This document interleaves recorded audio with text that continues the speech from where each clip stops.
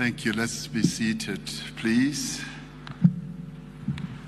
Program Director, Your Excellency, President Dr. William Ruto, ministers from both our countries, South Africa and Kenya, business leaders who are here present with us. I'd like to convey my joy and my special thanks to you, my dear brother, for inviting myself and my delegation to come to your beautiful country, but more especially as your first state visitor guest during the first part of your presidency. Thank you very much. You've given us more than a warm welcome to Kenya. Having been to Kenya a number of times, this has been a very special visit, largely because of the manner in which the discussions between our two delegations have really gone to great success and to new heights. Your country is not only known for the stunning beauty of this great country, but it is also known as a powerful economy in East Africa. And we see South Africa and Kenya having a symbiotic relationship in a number of areas. There's so much that we have in common, that we share. Our value system is very similar. The principles that we uphold, very, very similar. We're democratic, and you are too. You uphold human rights, so do we. Your governance structures, institutions, and processes are really outstanding. So there's much that binds us together as the two countries, and we are overjoyed with that. And our visit to you comes at a time when the world is facing enormous challenges, and we've just been recovering from COVID-19, and that too was an enormous challenge. I just want to speak on some of the issues and reiterate and endorse what President Ruto has just been saying, particularly about the enormous opportunities that we have on our continent in relation to our positioning in the world, in relation to our population as a continent, and in relation to the youthfulness of our population, and also get us to look back where we've come from. We're a continent that is quite resilient. Sometimes we browbeat ourselves into helplessness and submission and all that. I've always enjoyed President Museveni's take on our continent when he says, we are a continent of resilient people because we are survivors. We survived the most brutal form of punishment that was ever exerted on a people in the history of the world, colonialism. And they sought to wipe us out and to destroy us, but we survived. And we've emerged as independent countries, proud of our identities and surging forward. I mentioned COVID advisedly because as the world was gripped by this massive pandemic, as a continent we were able to distinguish ourselves in the manner in which we approached and we addressed COVID. We were the only continent that during this horrific pandemic were able to unite and to act as a continent in an integrated manner. If you ever want to talk about African integration, I saw it with my own eyes during COVID, when right at the outset of the pandemic, we developed a strategy, an African strategy of how to address and to approach COVID. And no other continent that I know of, even to a little extent Europe, was able to develop as good a strategy as we did. And that spoke to our integration. And we lived up to the strength, the resilient strength, and possibly hidden strength that we have as Africans who have survived a whole lot of other terrible things that were done to us as a people.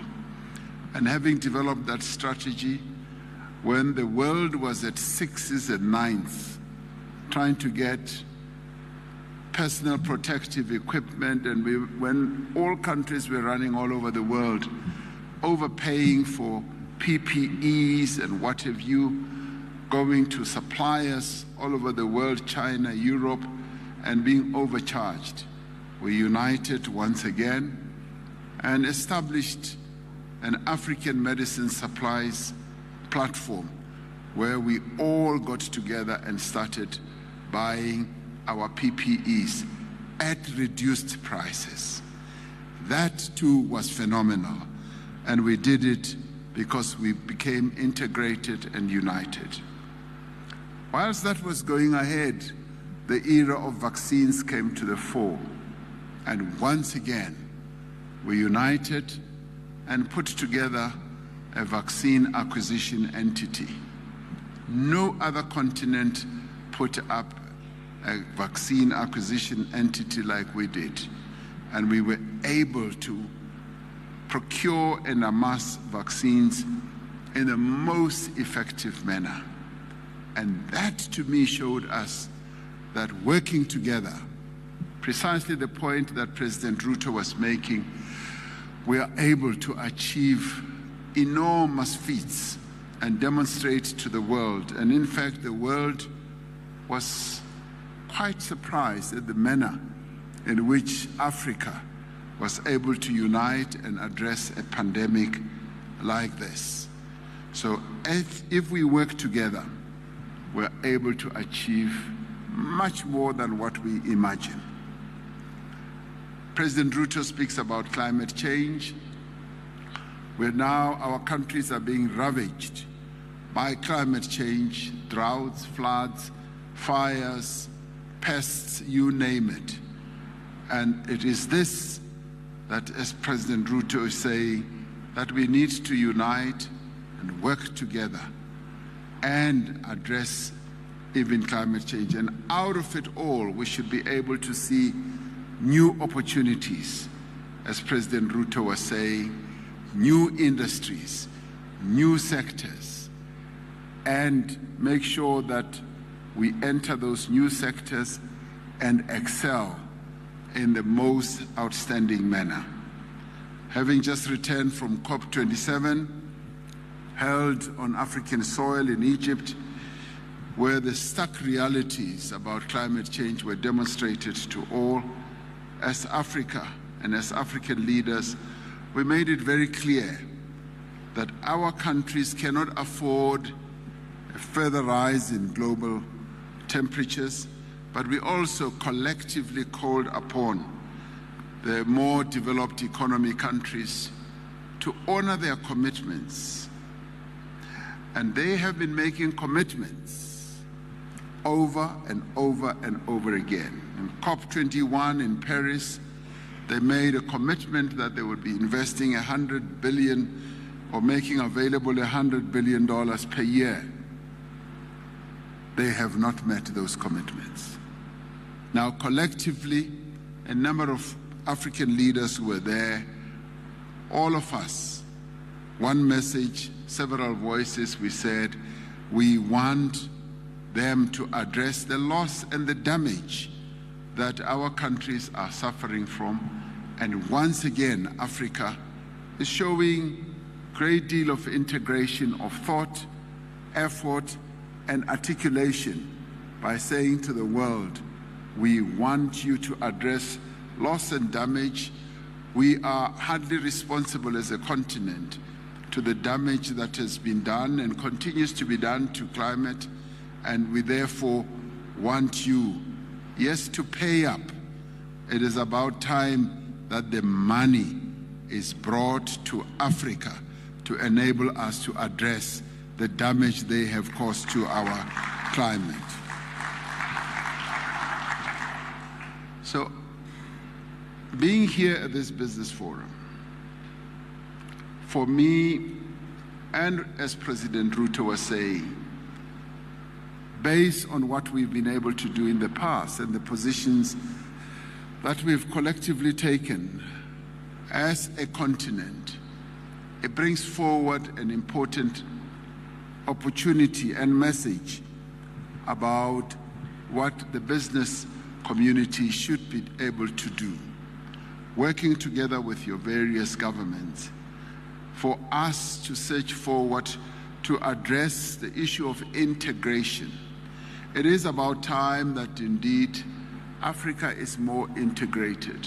When we look, as President Ruto correctly said, when we look at other continents, especially Europe, their intertrade is up to 70%, and ours is a paltry less than 20%. And when you go into the markets that we have, as you go into our markets and when you pick up goods, I often begin looking where these goods are made. And I get appalled when I realize that goods that we could have made ourselves on the continent are imported from other environments in the world. And this is what we now need to live up to and address the issues that hold us back. What is it that holds us back? And here I speak to us as business and also as government. What holds us back seems to be fear. Fear of the unknown, where we almost fear our own shadows and are worried about surging forward, confronting those shadows. Today, we were able to announce, for instance, that there should be visa-free travel between South Africa and Kenya, by Kenyans going to South Africa, that you no longer need to have a visa. Now, I'm able to say, what has always held us back, I was saying to President Ruto, is a fear. We possibly, as well, South Africans, we were afraid that by opening up the doors of South Africa to Kenyans, we are afraid that in will come all those undesirable elements that just want to transgress our immigration laws and so forth. And today we were able to say, let's ditch the fear. Let's open up South Africa to Kenyans to come to South Africa so that you can come and do what? And trade with us. You can come and do business. You can come and be tourists. Yes, you can come and learn. Many young people want to come to our learning institutions. Many people who want to come, yes, to our hospitals. There are many people who do want to come and visit their friends and relatives. And today, that's precisely what we've done. Got rid of that fear and to enable us to triumph over fear. And of course, we've reached a very good agreement with Kenya that we are going to monitor this process. We are going to be hands-on, and it's not going to be a loophole that we have opened for those who want to transgress immigration regulations and who want to come to slip into South Africa without proper papers and so forth. And Kenya has been bold enough, getting rid of its own fear. It's been bold enough to say that there will be a return policy. those who have gone to South Africa wrongly will be returned back to Kenya. And that is very positive, and we welcome that. So the reciprocal nature of our dealings have been powerful. But I must say, President Ruto is action-oriented. There were two of us sitting together, and he looked me straight in the eye, and he said, President, this has to be addressed between the two of us. Let us take the leap. And he is very good at he looks very fit, and I think maybe, I don't know whether he was a boxer or whatever, and was able to twist my arm. And with that, we were able to agree that this is the new dispensation that we are introducing. It's courageous, it's bold, and it is aimed at improving the relationship between Kenya and South Africa and build that strong foundation.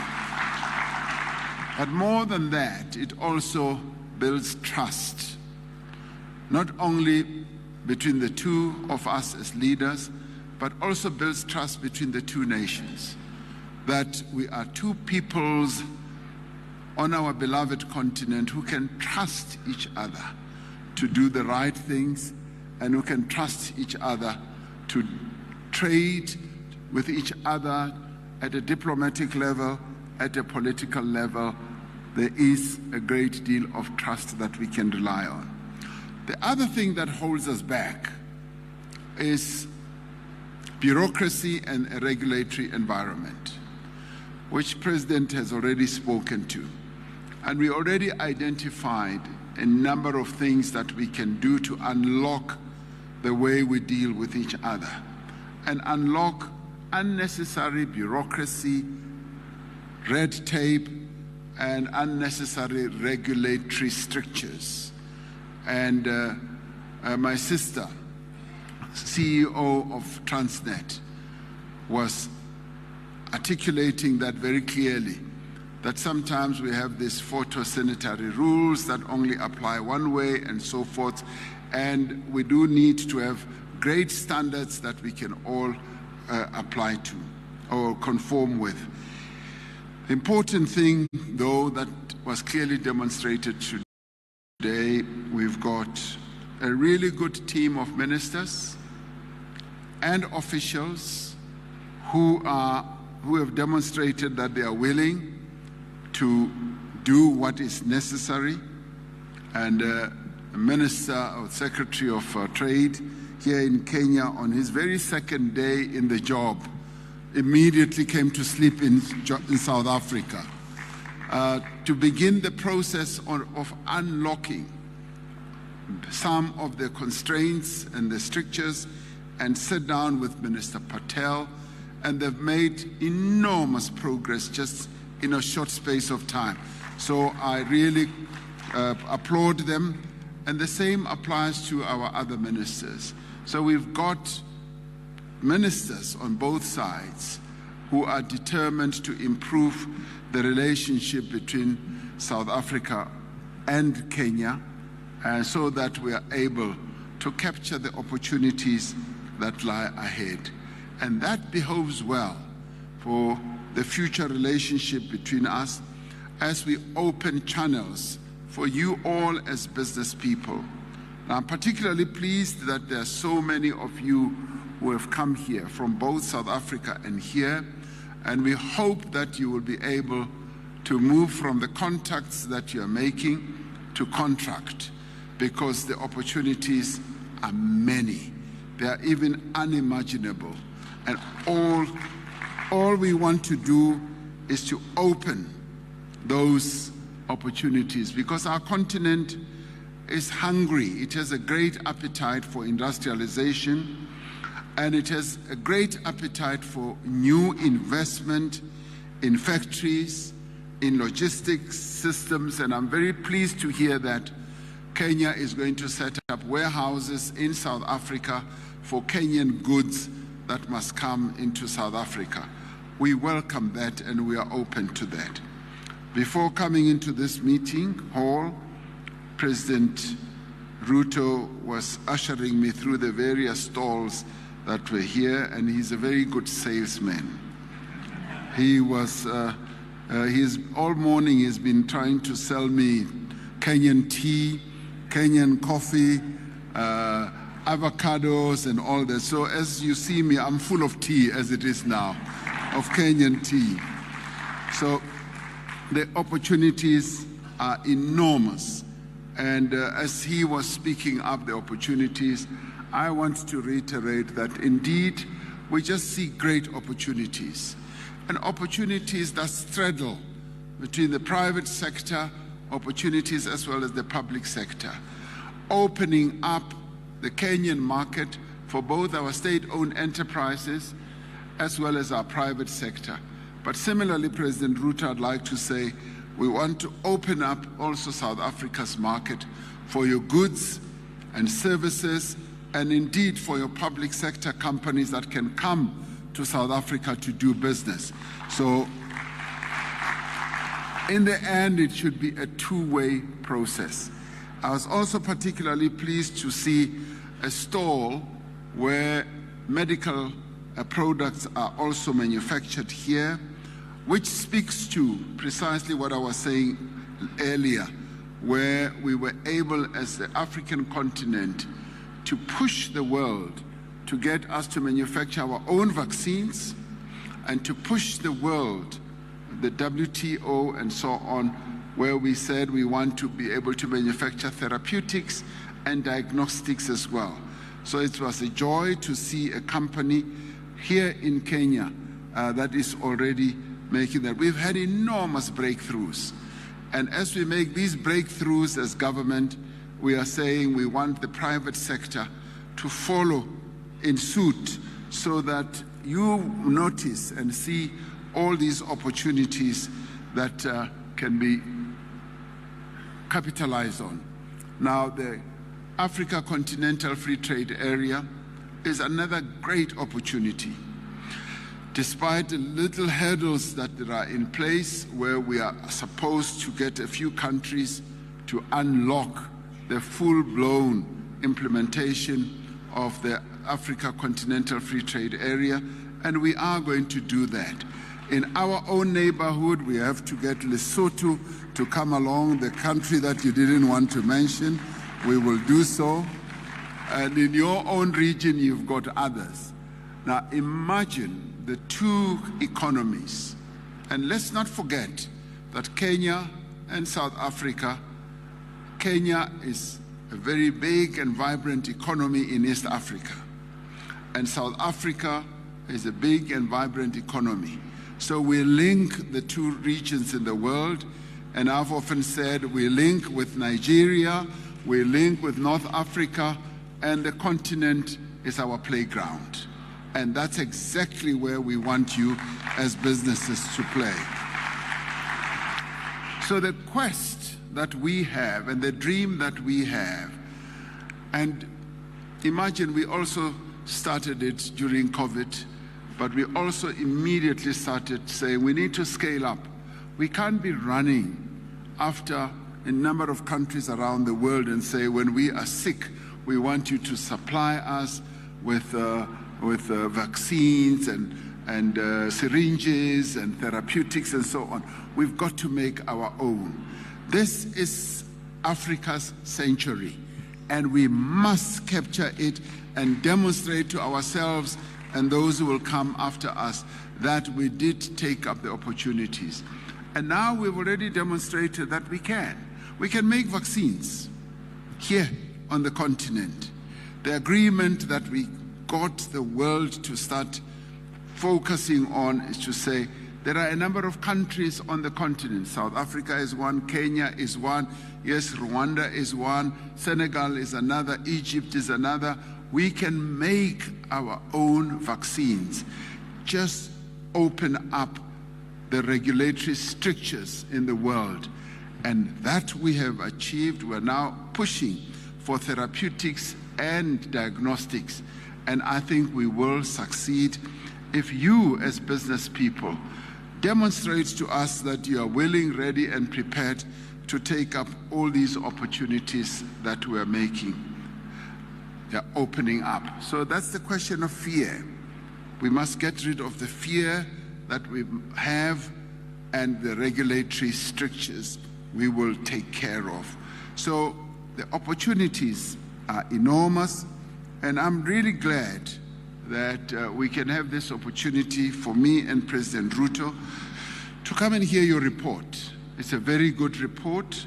It's a positive report and forward-looking. It enables us to unlock opportunities for trade between our two countries, and we will want to take further steps to increase overall trade. We already heard that trade can scale $1 billion, and it can go even, between our two countries, it can go even further. And when we talk about trade, when I talk about trade, I'm not talking about one way. It's not only South Africa to sell, it's for Kenya to sell. I want to see Kenyan tea and coffee in South Africa as well. So we want to open our market, and we also want to open up investments. On the public side, President Ruto has already said, in housing, where, yes, we have developed a really good and special skill. We've built 4 million houses, and you need 2 million. We can work together. But in working together, we want also to build capacity to transfer the skills and the capabilities, so that as Kenya, you can also come and build houses in South Africa in time to come. So it has to be seen as a two-way process. So if we can look at all this in a broad sense, we will find that the sky indeed is the limit. We've got endless opportunities. And on our side, we want you as the business community not to tire, to keep raising the issues that are important to you. You've got great access. President Ruto is accessible to the business community here, and as we were going around the stalls, nearly everyone was focusing more attention on President Ruto, forgetting that I'm a buyer of Kenyan goods. They were focused, and I said, no, that is a good sign, because they look at him to unlock opportunities. Way back home, they look at me also to unlock opportunities. So both of us are accessible, are able to see how we can open up the opportunities and support you. So what I can say as I conclude is that we are here to support, to egg you on. Similarly, you as business people, take up the opportunity of having two governments that support you, two governments that want you to succeed, and two governments that are hungry, that are determined to grow our two economies. These are two strong economies in two parts of our continent. Let us work together. And that is what has brought me and my delegation here. And I'd like to thank you for being here and also for reporting to us as well as you have. Thank you very much.